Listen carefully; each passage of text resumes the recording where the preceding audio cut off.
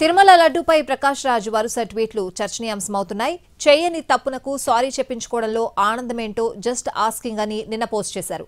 గెలిచే ముందు ఒక అవతారం, గెలిచిన తర్వాత ఇంకో అవతారం అంటూ మరో పోస్ట్ పెట్టారు. వచ్చిన తర్వాత క్లారిటీ ఇస్తానని చెప్పిన ప్రకాష్ రాజ్ ఇలా వరుస పోస్టులు పెడుతూ ఇష్యూని లైవ్లో పెడుతున్నారు.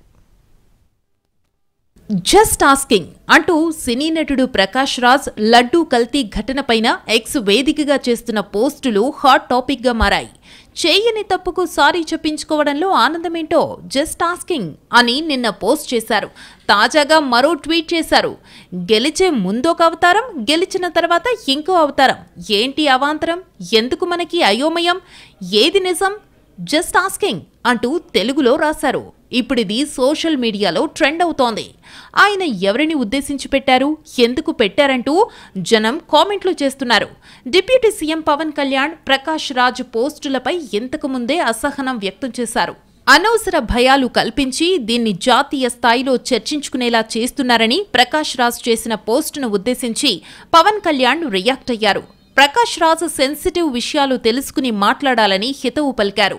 ప్రకాష్ రాజ్ అంటే గౌరవం ఉందంటూనే విమర్శలు చేసే ముందు ఏం జరిగిందో తెలుసుకోవాలని, సనాతన ధర్మంపై ఇష్టం వచ్చినట్టు మాట్లాడితే ఊరుకునేది లేదని పవన్ హెచ్చరించారు.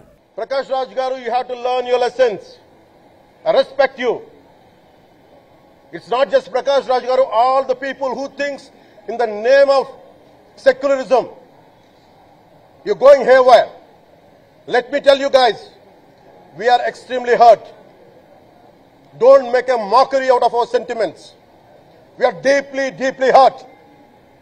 It's not fun for you. Fun for you. Maybe it might be fun for you. It is not fun for us. It's a deep anguish, deep pain. Don't you ever forget. దీనికి ప్రకాష్ రాజ్ స్పందిస్తూ ప్రస్తుతం తాను విదేశాల్లో ఉన్నానని, ఇండియాకు వచ్చాక పవన్ కళ్యాణ్ ప్రశ్నలకు సమాధానమిస్తానని video post చేశారు.